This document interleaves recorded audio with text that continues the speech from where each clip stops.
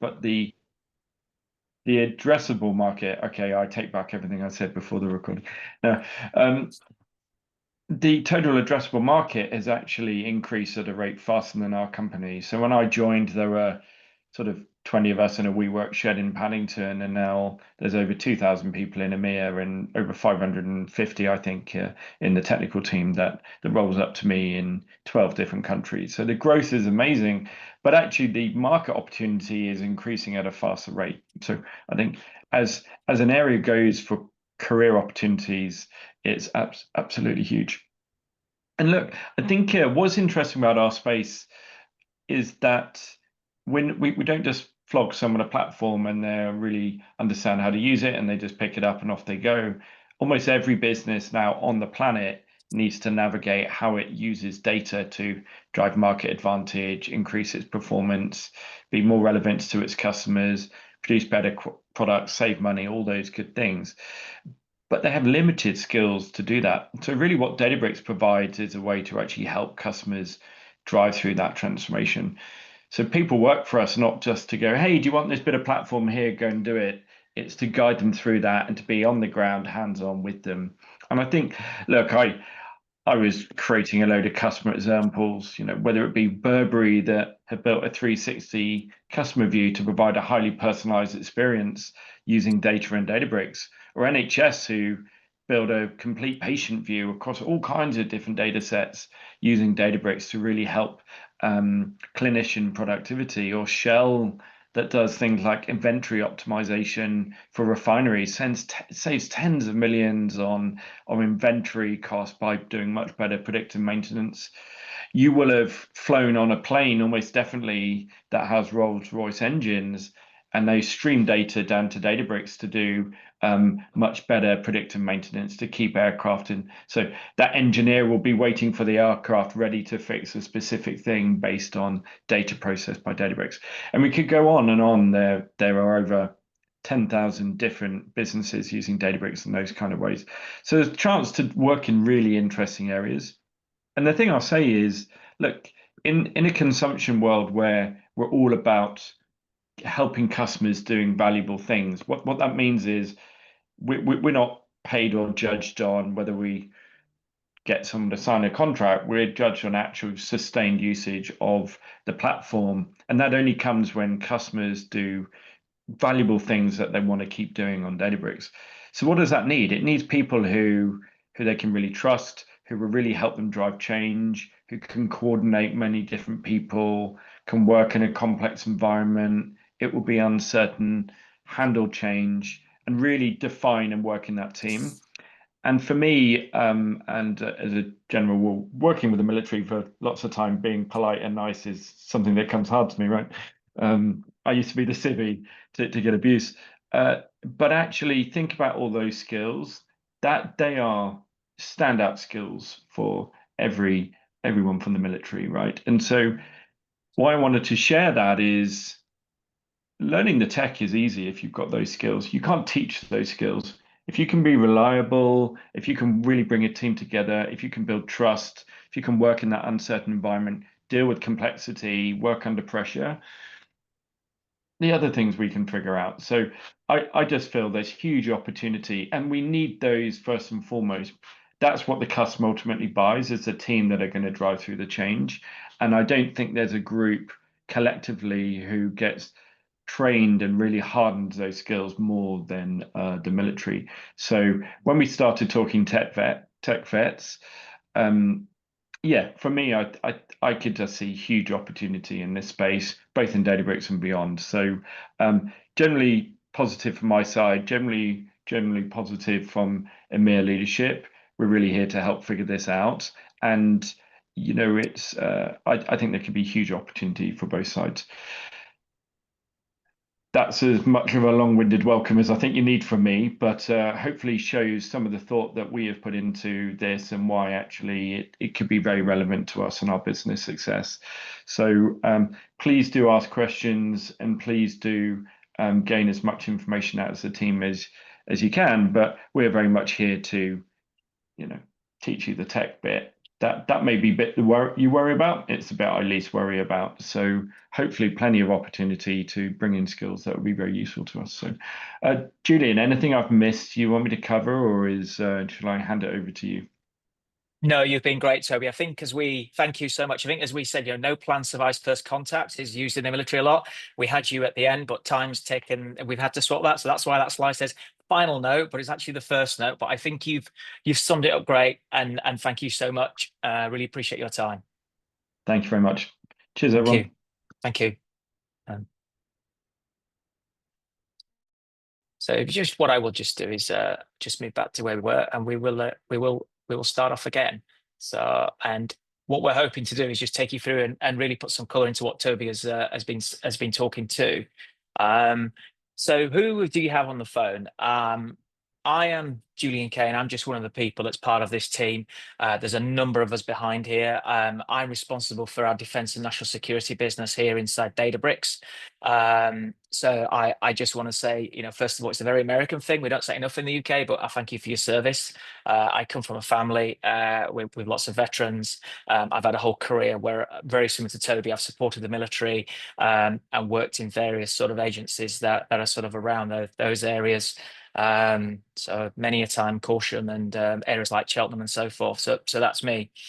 A bit around what we wanted to talk about today.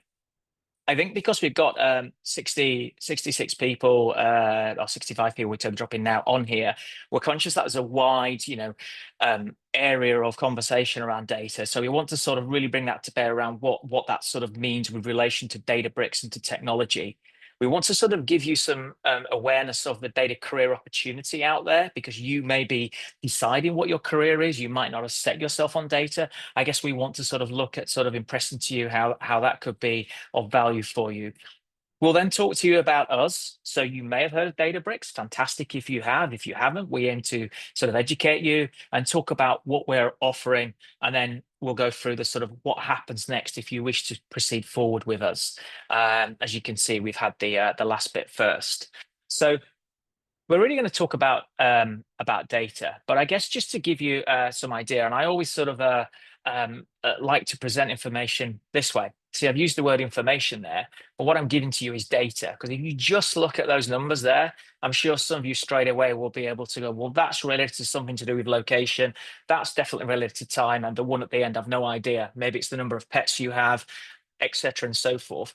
And that's the key here. What we talk about, data is nothing unless we actually provide some type of context to turn it into information. So one's where I live. One is my fastest marathon time. I didn't run one on Sunday, before you ask, because I certainly wouldn't be standing now. That was a few years ago. My most recent marathon time a few years back was still under 3:30. So I've still got it as far as I'm concerned.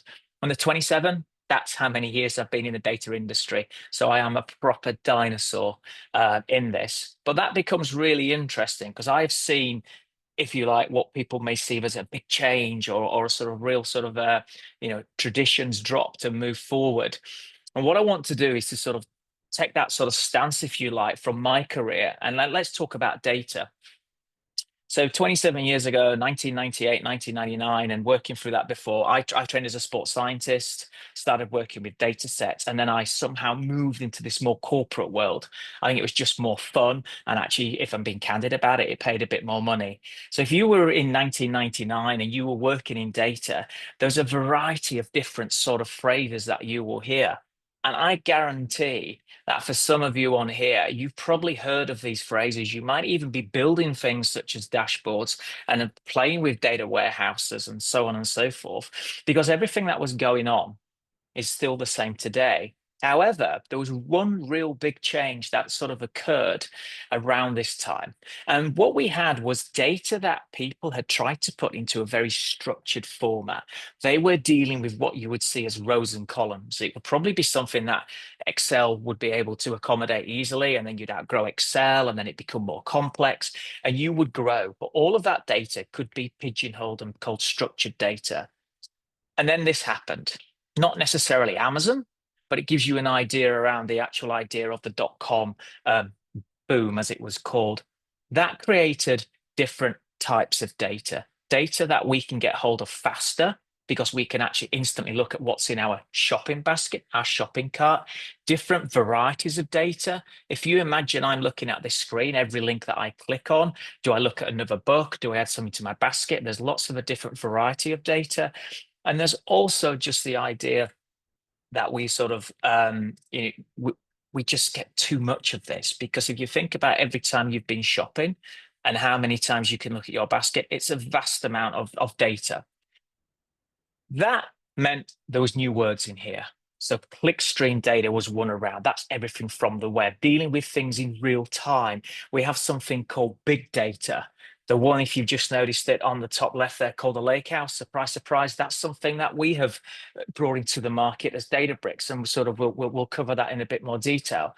What you have is lots of different words and phrases that all talk about data and everything related to that as a category. But you know what? I look back to this where I started, I thought, this is not new, okay?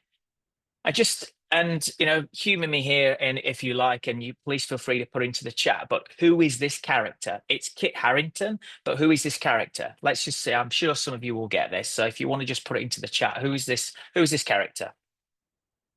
Here we go. I didn't think it would be too difficult. There we go. Argon Targaron. I don't know who that is, but I think it's still in the same ballpark of being Game of Thrones. Exactly. You know nothing. I guess I'm a bit of affinity because I'm from Yorkshire, so I can sort of get away. And my wife says it to me quite a lot of the time that you know nothing. So let's just move on from there. Anyone know who this is? There is a link. Anyone want to type it in? Have a go. Babbage. No, good guess, Ed. Good guess. No. Edison. No. Jim. Jon Snow. So this is another Jon Snow. He's also another Yorkshireman. He's from Hull. So why have I put that up? Great, you've taken some from Game of Thrones. Why have you managed to sort of drag in that person there? 1854, I'm currently in our Databricks office, which is down in central London. There was a cholera outbreak in London. Lots of people died. 612 people died. At the time, the public opinion is that this was an airborne disease. Jon Snow at the time was really sort of working, and he's seen as being the father of epidemiology, which is disease prevention. And he was pioneering this work into trying to understand germs and pathogens and trying to look at them under a microscope and understand everything related to medical hygiene. What he actually did is he decided to plot on a map the deaths that had occurred. And what he actually realized is a lot of the deaths occurred around where pumps were. But he could see that there were certain spikes that were happening.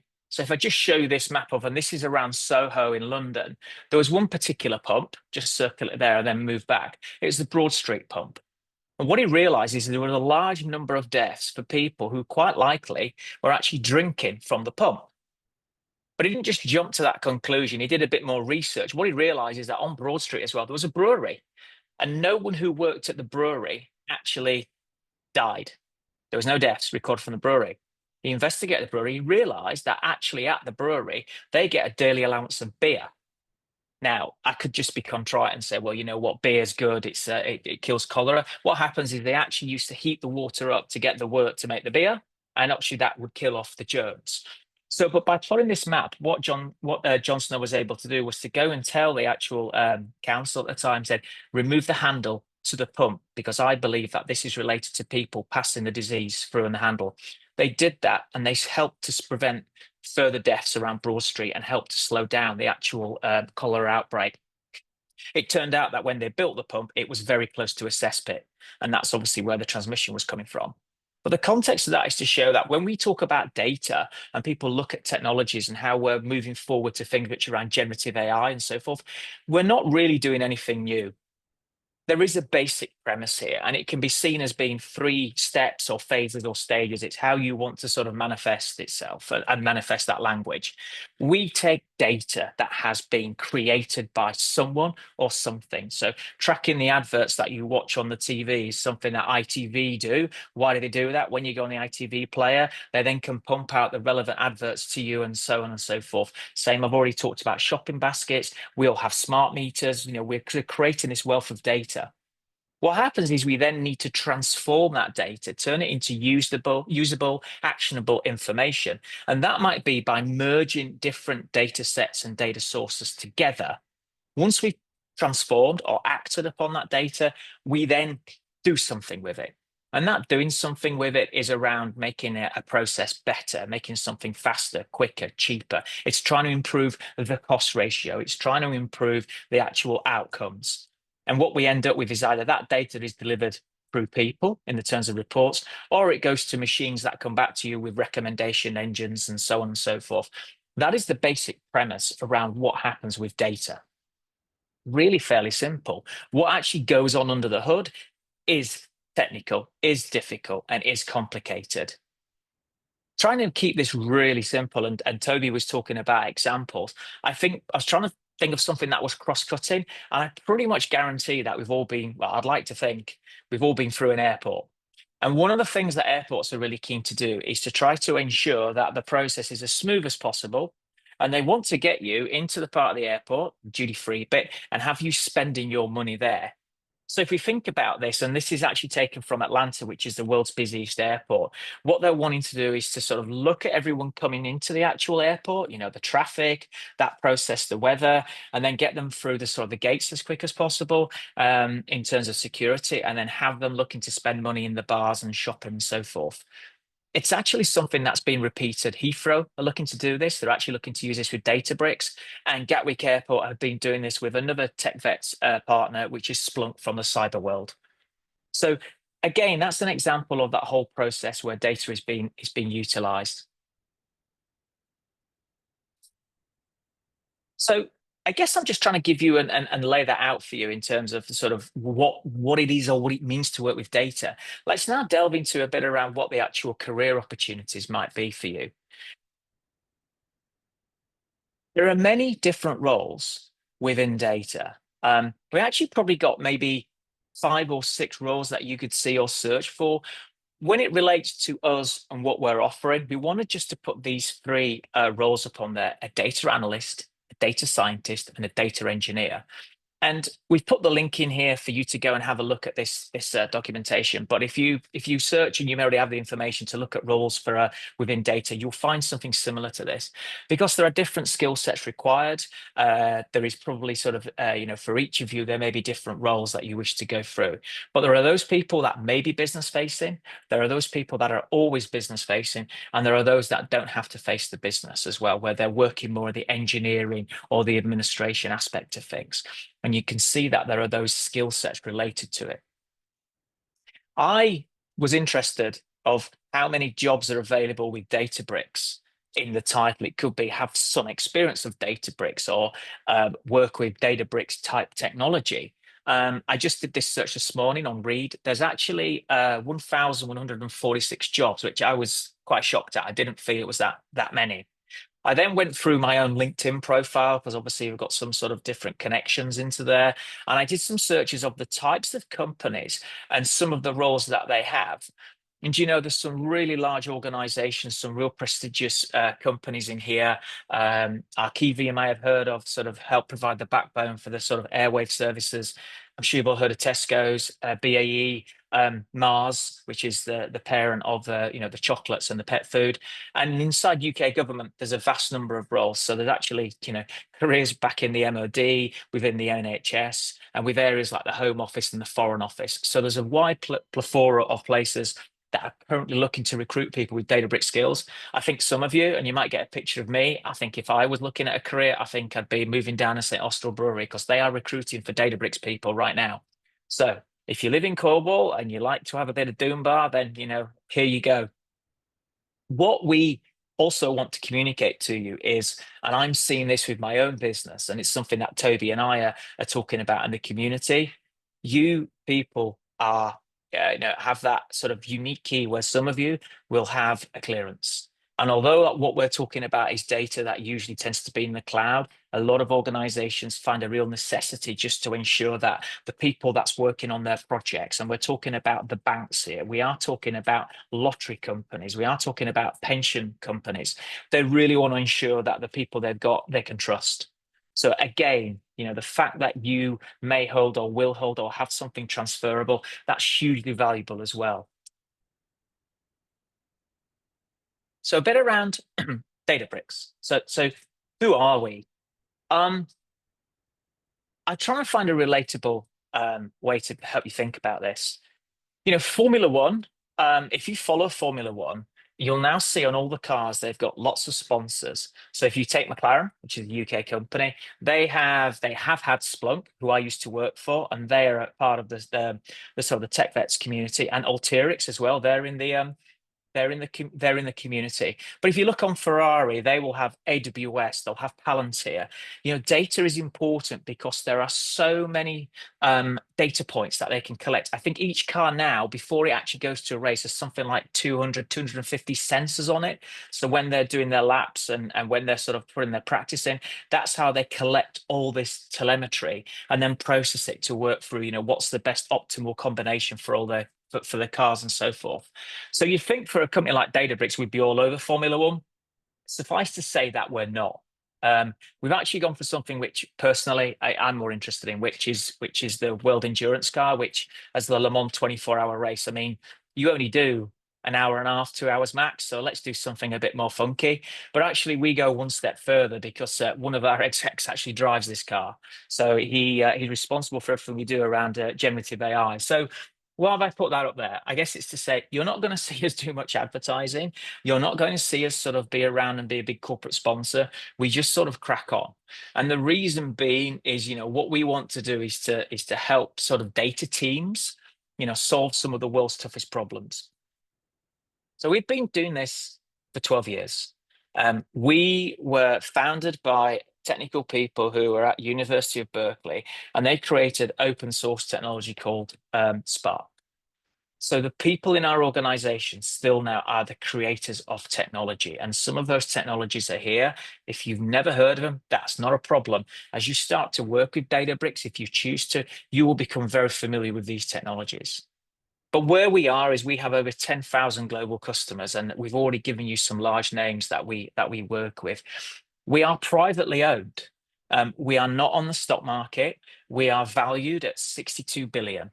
Apparently, that makes us the 8th largest unicorn, which is a term for privately held companies in the world. And that also means we're actually the largest data unicorn. So we are a big customer. The reason for that is our technology is unique. And every company wants to be a data and AI company. And the Ministry of Defense are looking to do that. The NHS, every organization, if you look around your desk, I have a can of Coke here, I've got an iPhone, I've got pen and paper here. Every company that sells something, provides a service, wants to be a data and AI company. They want to make better usage of the data they collect, turn it into information, and then if they can, provide AI on top of that. That's not easy to do. And this is where Databricks come in. I talk back to my career. When I was talking about when I started it, people were working with information. And that was as I said, was very structured. What they would want to do is, I want to report. Can you give me the top 10 of something by something? Can you now give me the top 10 of something by something else? We developed from having a report into wanting to be able to explore the data. But you see, as the color changes in these slides, as we move forward with needing to get sort of more information that comes from systems, and we were talking about this wealth of information from .coms, or imagine all the information coming off a Formula One car, it really starts to open up the world to a different set of questions. Can we model what happens? Can we actually, create some decision making? Can we give the next best request or next best sort of product for someone when they're shopping around? It becomes incredibly difficult to do that because there are different systems that are lying underneath all of that data. So when I gave you that graphic around the data and that idea of transforming it and said it was complex under the hood, this is where the problem lies. We ended up with these silos. So you will have heard or see around data warehouses, which deal with that structured data. But then when you have video files, text files, unstructured information, things that comes off when you get that on a Windows machine, you get that blue screen of death and you get a log file and you need to do some or you've got a cyber incident and you want to explore that information, it can't be put into something that is rows and columns based. So what do you do? And this has been the challenge for organizations is they've had these splits in how they've focused on it because it's just too difficult, it's too expensive, and it just becomes disjointed. So where organizations have got to and where technology has enabled them to get to, because all these technologies are good, there's nothing wrong with them, but they don't answer the unique thing, which is how do you bring them both together? And if I'm just sort of laboring that point anymore, it becomes really expensive and it becomes very complex and you just can't get what you need. And that's where Databricks has come from. We have what we call our data intelligence platform. And there's some real simple aspects to this. We don't copy your data. So we are a cloud-based platform, just to be really clear about that. So if you have your data sat in a cloud, and let's just say we're talking about sat in Azure, which is Microsoft's version, or sat in AWS, we don't move it. We don't copy it. So we can read and write any data in any of those open formats because we are built on open source technology. So from the get-go, we have the ability to read data from different cloud systems, from different technologies, and we eliminate unnecessary costs of that data. So that's a massive sort of bonus to us. We enable customers and companies and organizations to own their own data. What we also do is we can provide a wrap around that data. We can provide a governance layer for everything that happens. And this is really important, especially when we look at things with terms of, well, who's actually getting access to that data? Who's actually touching that data? How do we share that data securely? That's really important. And we provide that layer. If you have those two parts of the foundation, you can do pretty much any type of activity as a data analyst, as a data scientist, as a machine learning person, as building generative AI applications on top of that. But that foundation is so important. And that's what we have. And that's what we call the lake house, which was that white logo that I had on the earlier slide moving around. I just want to give you this example. This is the United States Department of Defense. They've actually used Databricks to create that one area for all of their enterprise data and analytics. And that really is really impactful. That's probably one of the reasons that I'm here at Databricks. I've joined recently, is can we replicate this across some parts of the UK government? Because this is amazing. What it does is everything I've just presented in the last 6 or 7 slides, it gives that nirvana to be able to enable organizations to do what they've always wanted to do. And I will send out some links, and there's a great video of the people who built this talking at our conference last year. So that's, I guess, like me trying to sell Databricks to you. It is a great technology. People love this technology. It's open source, it's open standards. And one of the things about the program that we have, and I will say this openly, even though I've been told not to, is the skills you have are open and transferable. We are not locking you in if you learn the certifications to only have the skills in Databricks. Everything we have is very transferable to other similar technologies. So come on to more to the important thing. I really hope you're been interested in what we've said so far and are still keen, and really more about the program that we're offering you. So we're kicking this off as well. This is sort of this is date night for us as well. It's the first time we've done this. We have 3 certifications that we want to run as a sort of a programmatic way through with TechVets, and we're going to start with the data analyst one. And you can see here that there's a natural progression for people that if they learn one and want to continue or need to be in a certain area, then they can look at those. So I'm going to focus on the data analyst one, but we have engineers, data engineers, and then we'd like to look more to that machine learning engineer, that data scientist type role that we alluded to.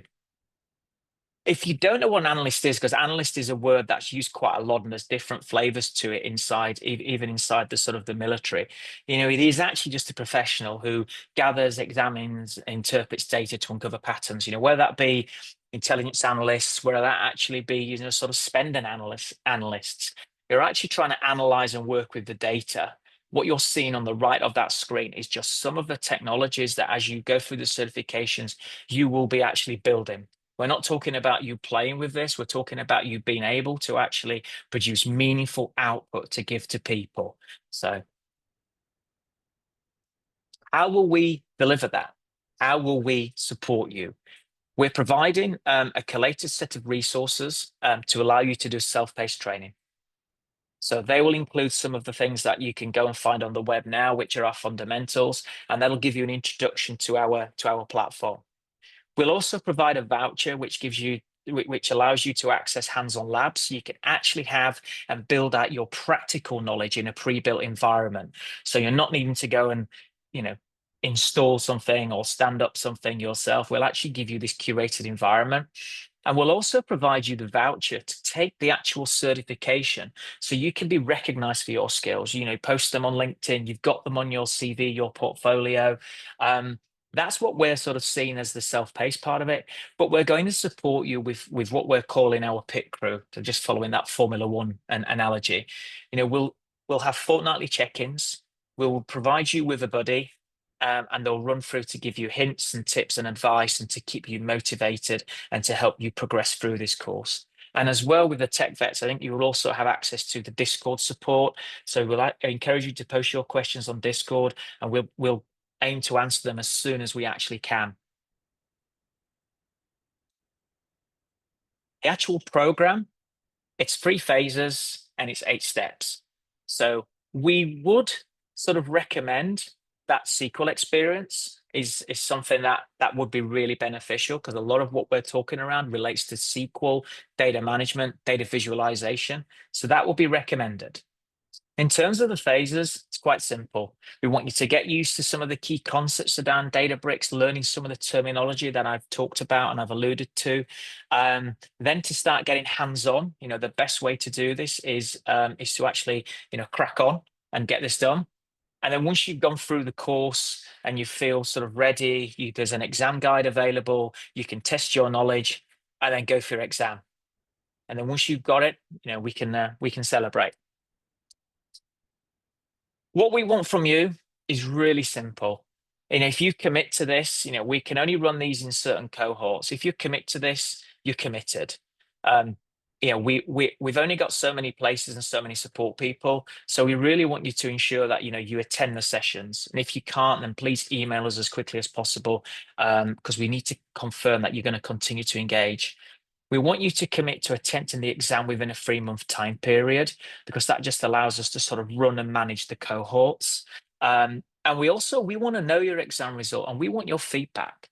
You know, we want to know what works, what doesn't work. This is a joint learning process for us. So please, please, please get involved. You know, don't be like a submarine and only come up, you know, at the very, you know, once every 2 weeks, and then at the very end when you've done your exam. That would be amazing. You know, we can offer, as Zoe's saying in the chat, we can offer extensions for certain circumstances. You know, we're conscious of your time, but we really want you to sort of, you know, to dive into this. So really, you know, in conclusion, I'm hoping that, you know, you're interested in sort of pursuing this with Databricks, you know, and if you're interested, what do you actually do? You know, we're going to send this deck out. This information is going to be posted through through TechVets. You know, we've created a form. We want you to go in and to fill it in and to sign up. And then if you're not interested in this, but you're interested in something else, you can click on, I think it's the same form, and and respond differently. And we will collate all of that information. And I say we, there, as I say, it's a royal we. You're going to meet other people if you move into this program. And we will then work with TechVets, and we'll sort of start to ensure that this first cohort know who they are, and then we move forward in that way. So what we say as an encouragement is please register by the 12th of May, and we'll be notifying those candidates by the 16th of May. As we say, I think you know, the real recommendation that we have, and we know this from experience to help people, is we recommend, or it would be highly recommended, that you have some experience with SQL as a language, structured query language. The reason being is a lot of the exam, a lot of the training, you'll be working with that language and be able to write in some of that code. Where we are is we would then hope that rather than you having to learn SQL and learn Databricks, you're just learning Databricks, because we don't want you to have that sort of necessity to be learning 2 things. In terms of some of the questions that are coming through, I think I've actually, this was my last slide. As I said, we slated this for an hour, but we're really conscious of your time. I think if I go through, are there any requirements needed before you can apply for this? I think actually, Tasha, I was just sort of talking about the SQL Server. That's the only one that we have. When do we expect the course to start? I believe we're looking to have this I'm going to look over to towards the end of May. The end of May is where we're aiming to do this. What we're trying to do is to have maybe 3 cohorts every year. So we're trying to run them as term times, similar to school. Our real ambition is that we can have this first cohort completed before the summer holidays when it starts to rain in August. So if we can start at the end of May, we're going to try and go through that quickly. That's where we are upon that piece. Ed, that is a good question around how many hours per week. I think Zoe's come back to you upon that. And in terms of the form to register, we will circulate that afterwards, and we can do it now. In fact, so Zoe, who's one of my teams, actually the person who sort of is responsible for us working with TechVets, I think she's going to post it into the chat now. John, I think from that question, I just completely understand your question. I think this is one of the interesting things. I'll give you a real example. Databricks exists in public cloud. So with respect to data, where we are tending to function and where we tend to operate is at what we would call public cloud. And here in the UK, that is official sensitive. Now, that's great because that does not require you to necessarily touch that data. You do not need to have an SC or a DV, but there are certain organizations, I'll give you a really good example, the Cabinet Office, that's sort of responsible overarching government. We are working on a program that actually involves their employees. And because that's publicly identifiable, it's actually related to payments, their salaries and so forth. They want someone who's got SC. They just want to know that there's a level of assurance that that person is a good egg. So hopefully that sort of helps and assists upon answering that question to you. And really, we're not necessarily seeing roles all to go back into defence. For example, we're being asked a lot more by the likes of the banks that we're working with, the high street banks and other ones, that they're asking, do you have people with clearances, or do our partners as well who have Databricks skills, do they also have security clearances? So don't just think of it as needing to go back in the military. It's a great currency relating to your work in those regulated industries.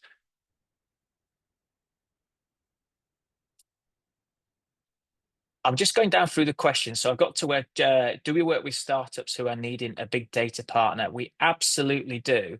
I think one of the things I haven't put in here is we probably find me on LinkedIn and connect with me through there, and then I can sort of work through those questions. But we absolutely work with startups who need a big data partner.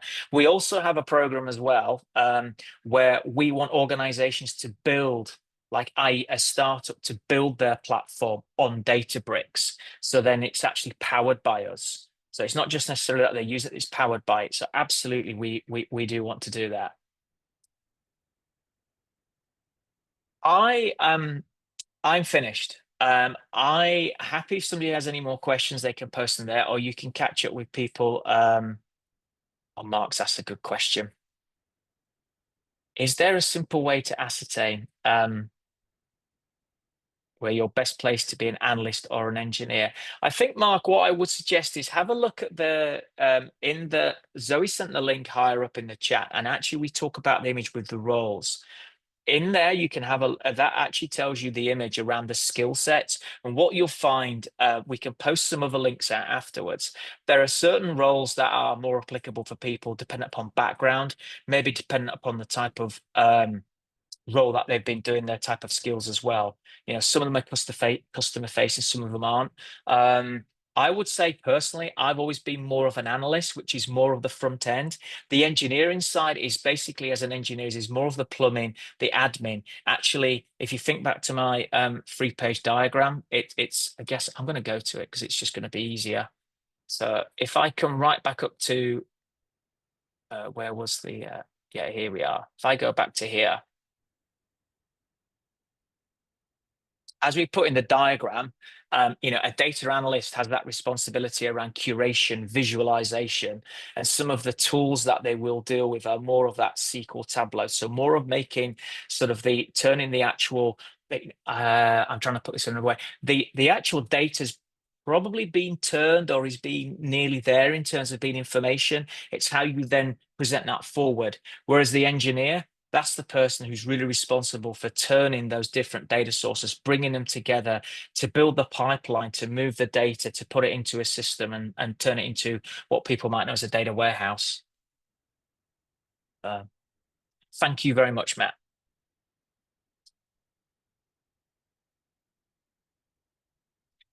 I'm just going to sort of close off now. I have recorded this. I'm conscious that a lot of people can't make this sort of time slot. They may be working, they may have other commitments. So what I'm going to do is we're going to record that, and we'll also get that posted around straight away, and that will be sent out through the TechVets people, through Jenna and Colin as well.